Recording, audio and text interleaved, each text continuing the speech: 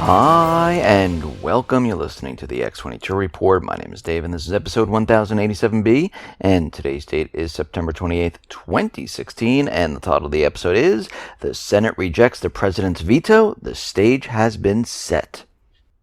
Now, before I get started, I just want to make an announcement. I uploaded an interview with Lior Gantz. It is on the X22 Report Spotlight YouTube channel, so all you need to do is go over to YouTube, type in X22 Report Spotlight. It'll bring you to the video, or you can come over to the x22report.com site. You can scroll down a little bit, look over to your right-hand side, you'll see the video there, and you can play it. Or you can go to newssentinel.com. Same thing, scroll down a little bit, look over to your right-hand side, and you can see the video there and play it right on the site. Let's get into the economic collapse, political and geopolitical news.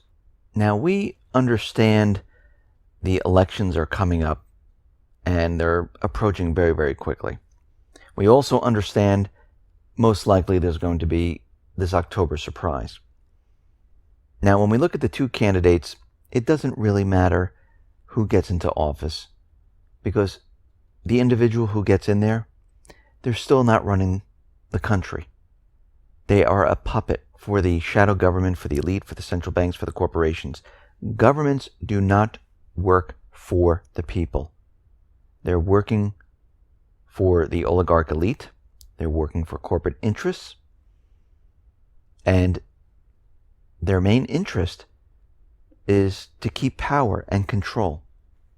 Republicans and Democrats, they are not sworn enemies at all. They are there where they're working together to maintain the status quo. Presidential elections are not an exercise in self-government. They're business forms for selecting the next CEO of the United States of America. No matter which candidate wins this election, the police state will continue to grow. The government will win the elections. The people will lose the elections. Actually, the U.S. government has become a greater menace to life, liberty, and property than terrorists and everything else that they throw at us. Listen to me. If voting really made a difference, guess what? They wouldn't let us do it. America's shadow government, which is comprised of unelected government bureaucrats, they operate behind the scenes, out of the reach of the Constitution. This is the real reason why we, the people, have no control over our government, because it is run by another group of people that we can't touch. And we can see right now, this is why we see a breakdown of the country today. Because they're assuming more and more power. They're removing the rule of law from themselves. Of course, the people have to obey by the law.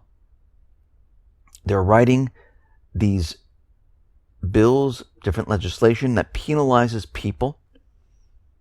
They're spying on everyone, collecting emails, texts, violating everyone's rights, because they don't care anymore. We're at a point where it doesn't matter, because we need to clean out the government. We need to clean out the shadow government, the central banks, the corporations that have infiltrated the entire system. And until we do that, we cannot make a change. It will not work. They will remove the candidate that they don't want. They'll keep the candidate that they want. And they want someone there that will do what they say. If they don't do what they say, they're gone. We've seen it in the past. Now, out in North Korea, we understand the U.S. government central bankers are continually provoking them.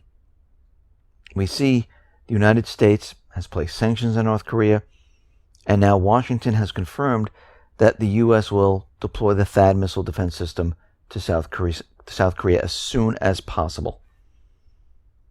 Because what we're seeing right now is a buildup of provocations coming for all of these different countries.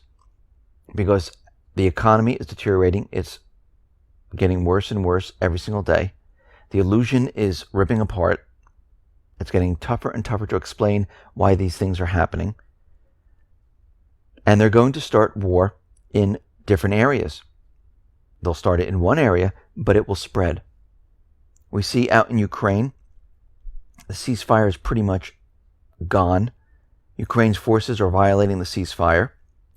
And it just so happens at the perfect time, the criminal investigation report into the downing of MH17 was released. And of course, we always knew that they were going to blame the southeastern people and Russia. And that's exactly what has happened. Now, Russia, they have presented evidence, radar evidence, and other evidence showing that what they're saying is completely impossible. And you know what they did with the evidence? They didn't even look at it.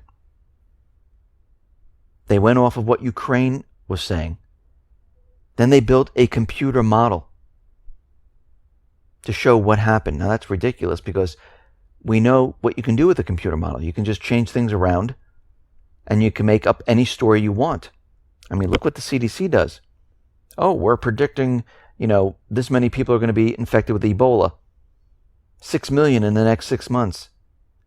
Well, that's ridiculous. How did they come up with this? They just took a number and they just kept on multiplying. Same thing with a computer model to show what happened to the plane. Someone creates graphics, they put it together, they show a missile coming in whatever angle they want it to come in, or another plane, but we have to look at the facts. Who directed MH17 over the rebel area? Oh, that was Kiev, right, because the southeastern people, they didn't have control of this. The air traffic controllers worked for Kiev. Why would they do this? Why would they bring a plane, the only plane, during fighting? Why would they bring it over this area? Well, it was done for a specific reason. We also know that Putin's plane was flying in the same area, and it looked very much like the MH17 plane. Most likely they were trying to hit that plane. We know that there were different jets flying behind MH17. There were bullet holes in the side of the fuselage. But they didn't look at any of this evidence. Actually, the Buk missile producer, JIT, they experimented on how MH17 came down. They presented their findings to the Dutch investigation team, but they didn't want to look at it. And again, you have to wonder, what would these southeastern people gain by downing the MH17 commercial jetliner? They wouldn't gain anything. What would Kiev and U.S. gain? Well, if they were trying to hit Putin's plane that looked very similar to it, which was flying in the same area, they would have assassinated Putin. If they were just bringing down MH17, they would want to blame this on the southeastern people to show that they are terrorists.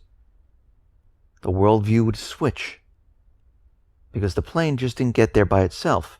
Someone directed it. Someone steered it over that area. And the only one that had control over that was Kiev. But we can see they released this report during a period of time where Russia and the U.S. are battling each other, where things are going very wrong in Syria, where Russia and Syria are destroying the terrorists in Aleppo and taking back that strategic location. This is why this is all happening at this point. Remember who was on the Dutch Safety Board? Netherlands, Belgium, Australia, Malaysia, Ukraine. Russia was not included. And they had a pact to keep secrets. And they had a voting tribunal. If they decide we can't let this information out, the information will not be spread out there. And we can see the timing for this report to be released right now is incredible. And of course, it's on the corporate media. The United States government central bankers are pushing the propaganda as hard as they possibly can, because they're trying to do whatever they possibly can to demonize Russia at this point. Why? Well, they need to let everyone know who the enemy is going to be when we get into war. Now, out in Iraq, we see there's a major battle coming up, and the U.S. is going to be sending more troops out there. This is no longer mission creep. This is building up troops in this country, and this is not to fight the Islamic State. We know the Islamic State works with the United States. If they wanted the Islamic State gone, they were just calling up on their radio. They know the frequency, and they would tell them to leave. This is about keeping control of the puppet government. This is about stopping those individuals that want the U.S. government central bankers out of their country. It's happening throughout the Middle East. We see Turkey right now. Well, they are finishing up with their wall that they're creating between Turkey and Syria. And you have to remember, the United States helped Turkey create this wall. Jay Johnson was over there giving them aid, assistance in creating some type of secure border. But of course, we can't have a secure border here in the United States. We're also building a wall, and I say us, I'm talking about the U.S. government, in Mexico, between Mexico and Central America, where the U.S. is flipping the bill for that wall. So the U.S. government central bankers, they know how to build walls. They're doing it in different places. So when they tell you, we can't do anything about stopping illegal immigrants from coming over, it seems that they know how to do it. We see out in Syria that Turkey has hoisted its own flag in Jarablus. And they are building a hospital there. Now, of course, this is a violation of Syrian sovereignty. The United States has raised their flag inside of Syria. And we know this is a complete violation. But we see what they're doing. They're creating the area right now, the safe zone, the exclusive zone, the no-fly zone, whatever you want to call it. They put up their flags. They're building hospitals. They're going to be building homes. They're going to be building roads. They're going to have checkpoints. They are creating the safe zone right now. We see things are going terribly wrong out in Syria between Russia and the United States. Secretary of State John Kerry threatened on Wednesday to end all cooperation between the United States and Russia. Kerry said the U.S. is preparing to suspend U.S.-Russia bilateral engagement on Syria, including talks. And we can see we're heading down the road to war here. They're already making their move. Remember, the economy is deteriorating very, very rapidly. We see the 9/11 bill was signed. The stage has been set. We see the elections coming up. Things are rapidly falling apart. The petrodollar is under threat.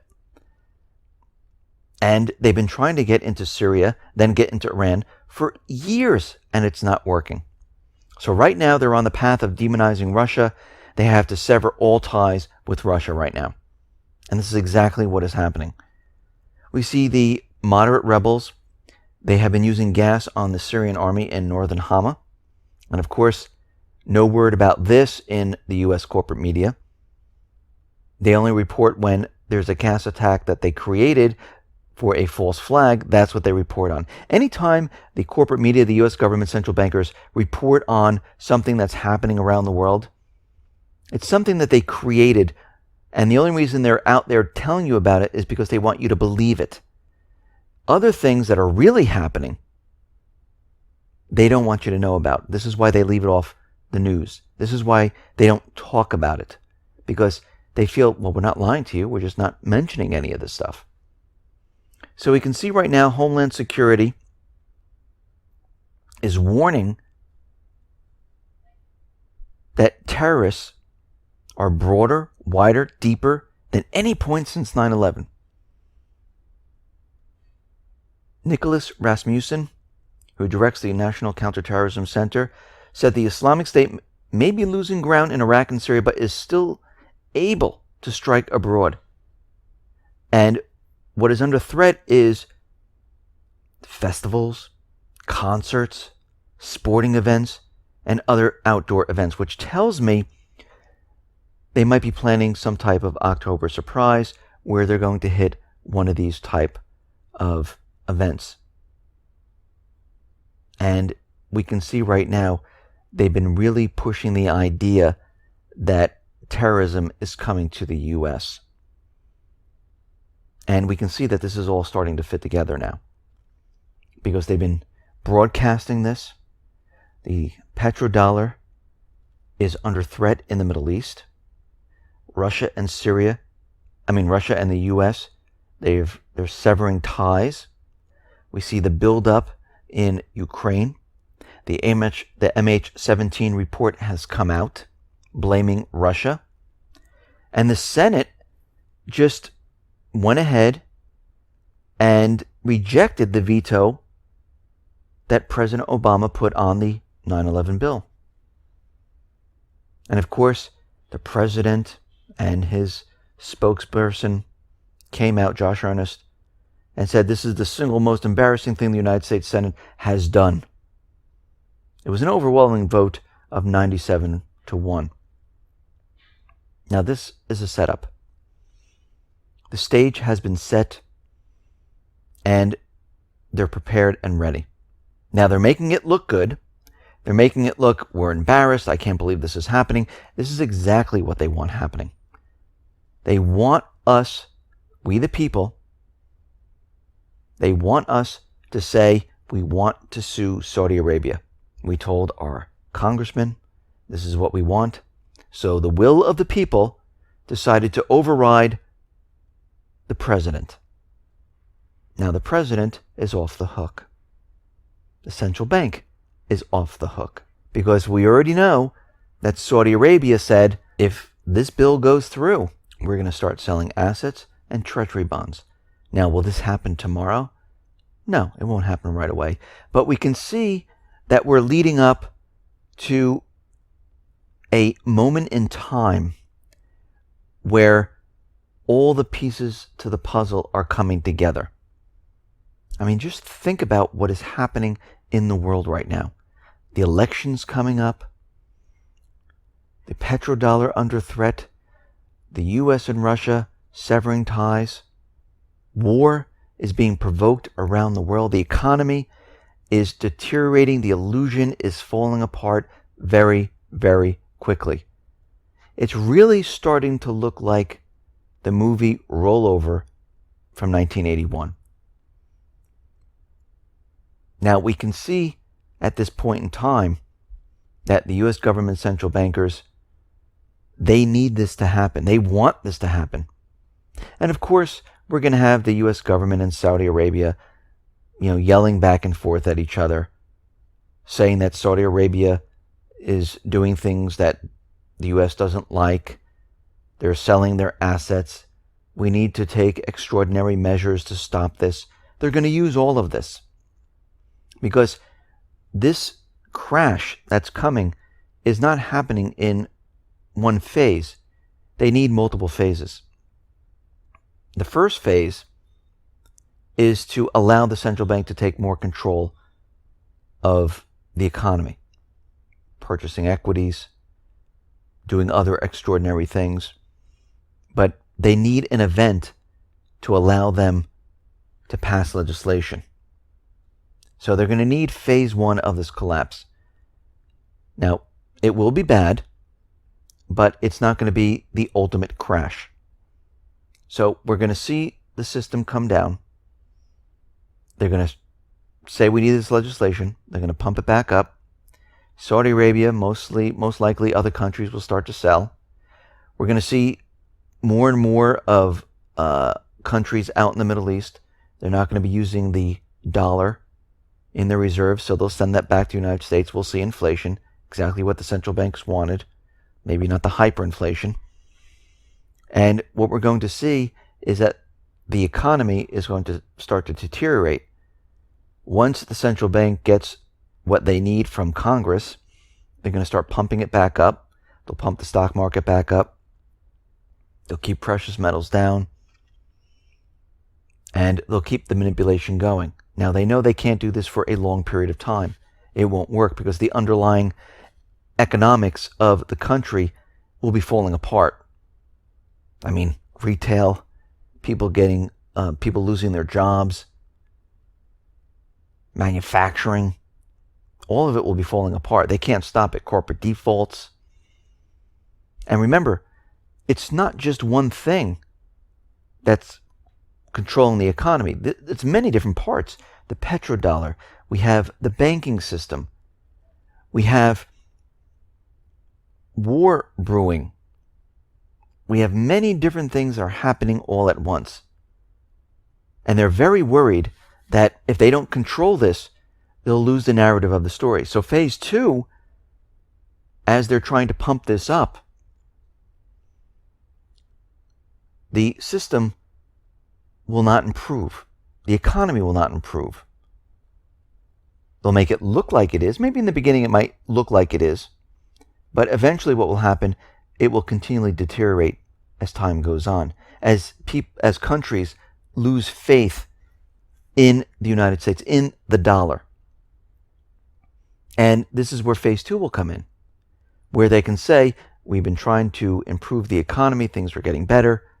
And this is where they can use the cyber attack, the physical attack on the country, which will explain away why they can't get this economy going again. Because Russia, China, North Korea, they hit the financial institutions. They brought them down. Well, we can't do anything about that. We had physical attacks in different cities. Well, we can't do anything about that. So we can't improve this economy. Russia, China, North Korea, they have attacked. Remember, when they use a cyber attack now, that is an act of war.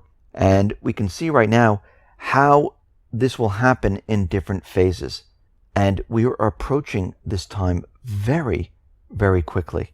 And we can see the pieces are all coming together. We're at the precipice of this next collapse. Listen, everyone, thanks a lot for listening. Be well, be safe, and especially be prepared. Thanks a lot.